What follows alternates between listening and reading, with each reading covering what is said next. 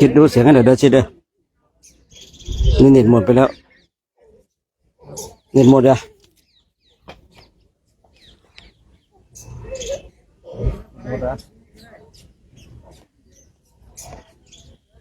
รวยก็ดูได้อะเอามา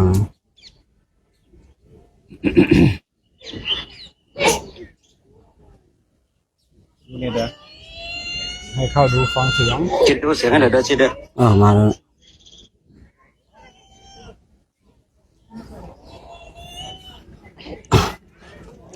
้ววันนี้เราท่านทั้งหลายได้มาถึงป่าอิสิตนะมฤคทายวันนะซึ่งเป็นสถานที่ที่พระเจ้าของเราได้ทรง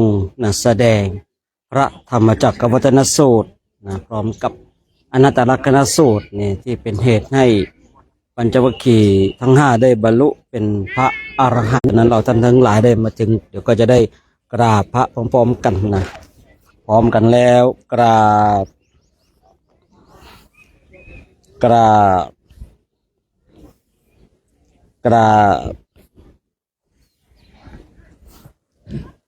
สาธุโนพันเต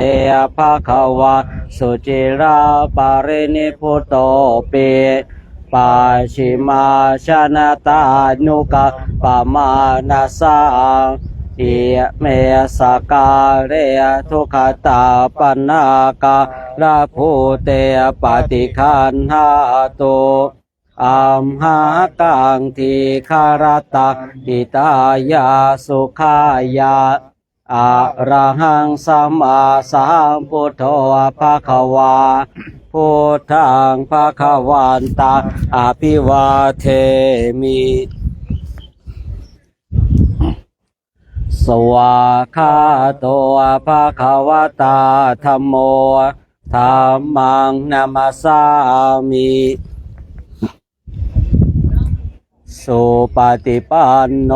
ภะคะวะโตสาวกสังโฆสังฆังนามามินั่งประเพียบกัน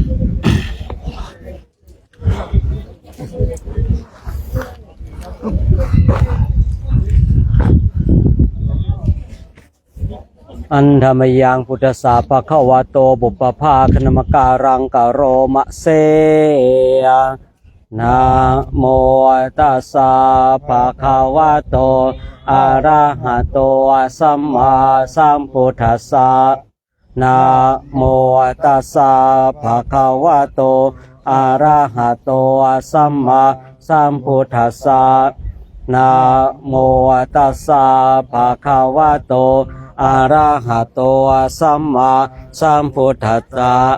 อิติปิโสภะคะวะอะระหังสัมมาสัมพุทโธวิชชาจารณะสัมปันโนสุขโตโลกวิอนุตตโรปุริสธรรมสารติสัทธาเทวมโนสานังพุทโธภะคะวะติสวาคาโตภะคะวะตาธัมโมสันติติโกตัวสาวกสังโฆสามีจิปฏิปันโนภะคะวะโตสาวกสังโฆยะติทางจัตตาริปุริสายุคานิอัตถปุริสปุคลาเอสัพพะคะวะโตสาวกสังโฆอาหุนายโยปาหุนายโยทักขินายโยอัญชลียการณิโยอนุตตรังปุญญาเขตาโลกัสสติเอวัมเมสุตังเอกังสามายังภาควาภาราณสิยาวิหารติอนาถสันหิโตเอเตเตภิกขเวอุปโปอันเตอนุปคัมมามาชิมาปฏิปทาตถาคเตนะอภิสัมพุทธาจาคุการณียะนาการณีอุปสมายะอภิญญายะสะ โพธายานิพานายสาวาตติกตมาจะสาภิกขเวมาชิมาปฏิปทาตถาคเตนะอภิสัมพุทธาจะกุการณียานการณีอุปสมยาอภิญญายสัมโพธายานิพานายสังวาตติอายะเมวะอริโยอัตถังกิโกมาโคเสยยะทิทางสมาธิทิสัมมาสังกัปปวสัมาวาจาสัมมากัมมันโตสัมมาอาชีวสัมมาวายาโมสัมมาสติสัมมาสมาธิอายะโคสาภิกขเวมาชิมาปฏิปทาตถาคเตนะอภิสัมพุทธาจากกุการณิญาณการณิอุปสมายะอภิญญายสะโอทายานิพานายสะวาตติอิทังโคปนะภิกขเวโตขังอริยสัจจังชาติปิทุกขาชระปิทุกขามรณะปิทุกขังโสกปริเทวทุกขโทมนัสสุป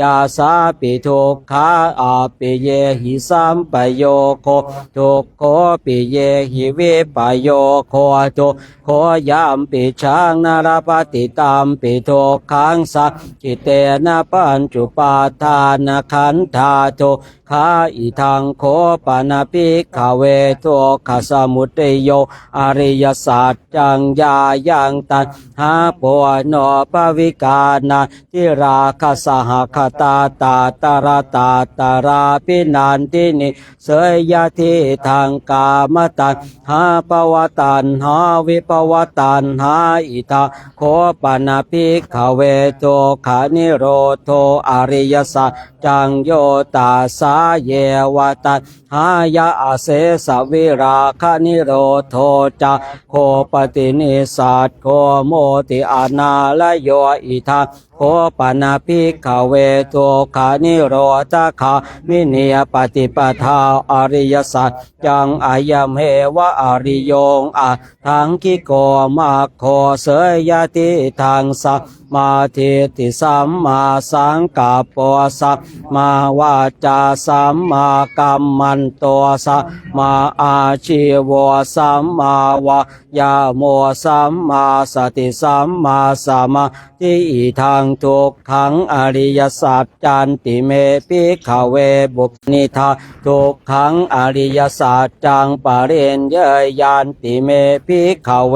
บุพเพอนันโนสุเตสุธรรมเมสุจักขุงอุทธปาทิยานังอุทธปาทิปัญญาอุทธปาทิวิชชาอุทธปาทิอาโลโกอุทธปาทิตังโคปนิทังทุกขังอริยสัจจังปริญญาตานติเมภิกขเวบุเปอนันโนสุเตสุธรรมเมสุจักขุงอุทธปาทิยานังอุทธปาทิปัญญาอุทธปาทิวิชชาอุทธปาทิอาโลโกอุทธปาทิอิทังทุกขสมุทัยโยอริยสัจหาตาพันติเมภิกขเวบุพเพอนันโนสุเตสุธรรมเมสุจักขุงอุทธปาทิยานังอุทธปาทิปัญญาอุทธปาทิวิชชาอุทธปาทิอาโลโกอุทธปาทิตังโคปนิทังทุกขสมุทัยอริยสัจจังปะเหนันติเมภิกขเวบุพเพอนันโนสุเตสุธรรมเมสุจักขุงอุทธปาทิยานังอุทธปาทิปัญญาอุทธปาทิวิชชาอุทธปาทิอาโลโกอุทธปาทิอิทังทุกขานิโรโธอริยสัจจันติเมภิกขเวอนันโนสุเตสุธรรมเมสุจักขุงอุทธปาทิยานังอุทธปาทิปัญญาอุทธ ทิวิชชาอุทธปาทิอาโลโกอุทธปาทิตังโคปานิ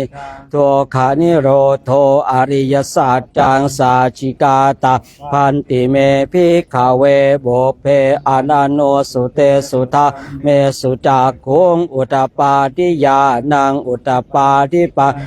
อุทธปาทิวิชชาอุทธปาทิอาโลโกอุทธปาทิตังโคปานิทังโตขานิโรโท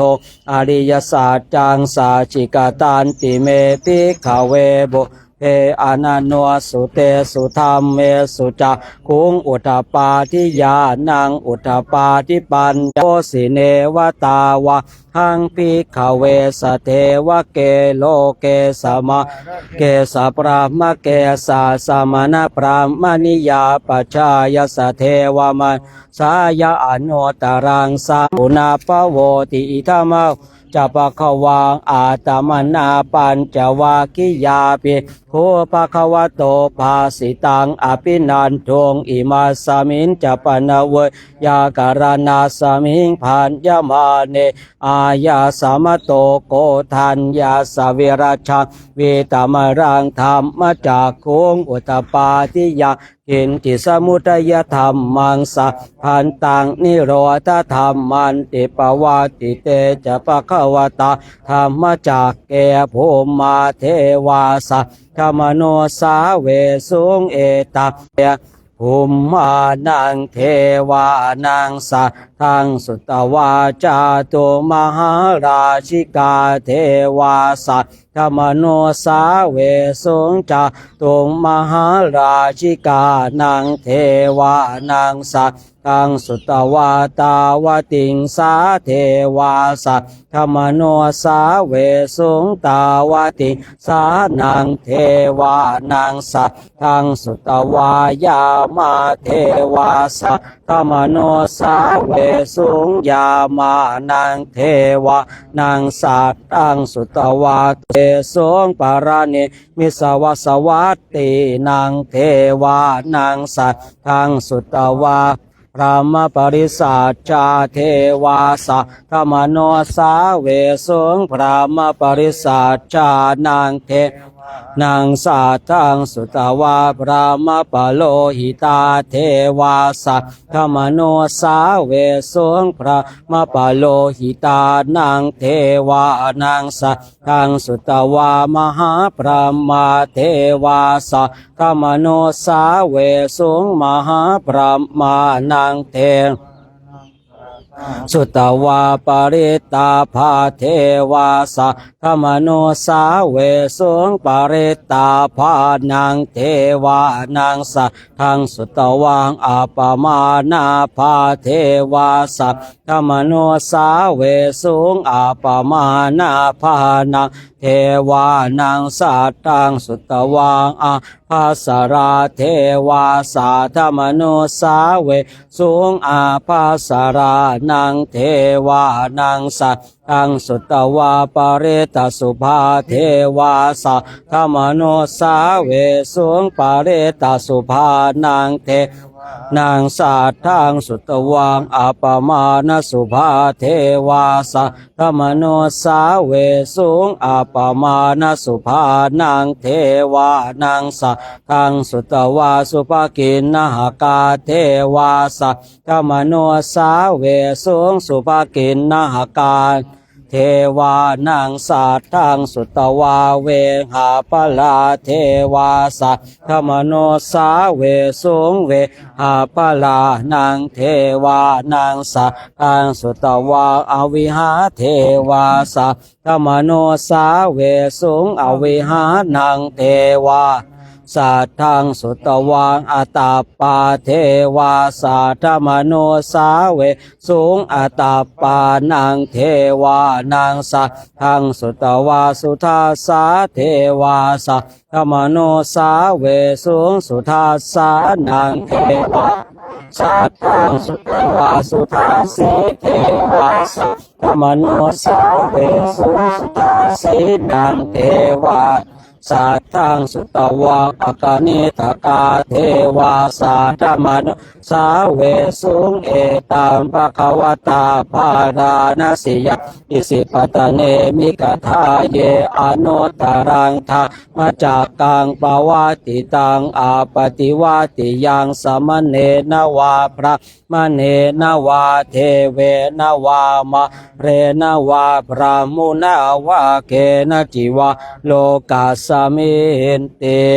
อิติหะเตนะคะเนนะเตนะมโหเตนะยะวะพระมโลกาสัตโตอาปุญคันจิอายัญจะทัสสะสหาสิโลกาทาตุสังกัมปิสังปินะปะปะกังสุปินังปะสติมโนสานังปิโยโหติอมโนสานังปิโยโหติเทวตาระขันตินาสะอาคิวาวิสังวาสะตังวากรรมติตัวตังจิตตังสัมทิยติโมขวันโนเวปัสสิสติอสัมมุลโหกากาโลนติโอตริงอาปฏิวิชันโตปะมะโลกุปะโคโหติเมตายาภิกขเวเจโตวิโมตติยาอาเสวิตายะพะหุริกตายะยานิกตายะวะทุกตายะอโนติตายะปริจิตายะสุสมาระทายะอิเมเอกาตสานิสาสาปาติกังคาติอิธรรมโอจะปะคะวะอะจามนาเตปิโคปะคะวะโตภาสิตังอภินันตุนเตเดี๋ยวนั่งบูชาสถูปนี่สักแป๊บหนึ่งนะเดี๋ยวญาติโยมก็เดี๋ยวจะพาไปชมบริเวณรอบๆตรงนี้เนาะเดี๋ยวให้พระท่านได้นั่งภาวนาตรงนี้เป็นการพุทธบูชาเดี๋ยวญาติโยมก็ไปดูบริเวณนี้กันแล้วกันเนาะญาติโยมทุกคนทุกท่านนะตอนนี้ก็เป็นสถานที่ที่พระเจ้าทรงแสดงพระธรรมจักรวัฒนสูตรเป็นเหตุให้โกฏยพราหมณ์ได้รู้จึงมีคำว่าอัญญาสิวัตโพโกทัญโยอัญญารู้แล้วหนอตอนนี้เราก็จะได้ไปชมสถานที่รอบๆป่าอิสิตนะมฤคทายวันกันสักเล็กน้อยนะตอนนี้ก็มีผู้คนมากันเยอะเนาะในวันนี้เป็นวันอาทิตย์ผู้คนก็เลยมากันเยอะเนาะในเบื้องหน้าเราจะไปที่ยศกุลบุตรก่อนเนาะเพราะว่าจะผ่านไปแล้วก็จะไปที่กุฏิของพระพุทธเจ้าแล้วก็ไปที่เสาอโศกแล้วก็ไปสถานที่พระพุทธเจ้าทรงแสดงอนัตตลักษณสูตรแล้วก็ไปสถานที่ที่นันทิยมานพเนาะเรื่องของนันทิยมานพตอนนี้ก็นี่คือเราจะเห็นซากปรักหักพังเป็นแนวคือบางอย่างบางที่ก็เป็นการบูรณะขึ้นมาใหม่เพื่อให้สอดคล้องกับเรื่องราวในสมัยก่อนเนาะสิ่งเขาเกอคือนักโบราณคดีเขาเกอวาดลวดลายโน่นนี่นั่นแต่บางอันก็ยังคงเดิมนะเพียงแต่ว่ามาเสริมเติมแต่งอิฐบางก้อนจะมาเสริมมาเติมมาแต่งตอนนี้ก็จะมาพาเกิดกำลังพาญาติโยมไปที่ยศกุลบุตรหรือว่าสถูปยศกุลบุตรตรงนี้ก็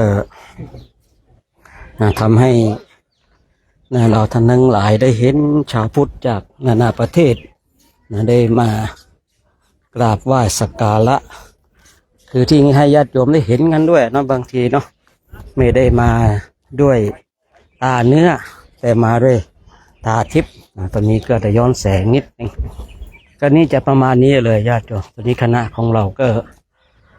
นั่งอยู่ใต้ร่มอินทนิลเนาะตอนนี้เราก็กำลังจะมุ่งหน้าไปสู่ที่ยศกุลบุตรที่เคยได้ยินว่าที่นี่วุ่นวายเนาะที่นี่สับสนเนาะแล้วพระพุทธเจ้าของเราท่านทั้งหลายก็ได้เปล่งวาจาว่าที่นี่ไม่วุ่นวายที่นี่ไม่สับสน อ้าวชีวิตใครวุ่นวายชีวิตใครสับสนมากเดี๋ยวไปอธิษฐานตรงจุดนี้ว่าชีวิตฉันไม่วุ่นวายแล้วชีวิตฉันไม่สับสนแล้วนะไปที่ยศกุลบุตรได้ยินได้ฟังธรรมจึงพระพุทธเจ้าของเราก็เดินจงกรมอยู่ตรงจุดนี้เนาะยศกุลบุตรก็เดินมาที่นี่วุ่นวายเนาะที่นี่สับสนเนาะพุทธเจ้าพระองค์ก็เลยทรงตรัสว่าที่นี่ไม่วุ่นวายที่นี่ไม่สับสนนี่คือสถูปยศกุลบุตรเนาะใครวุ่นวายต้องมาอธิษฐานตรงนี้ห้ามให้ชีวิตของตนเองวุ่นวายเนาะคือเรา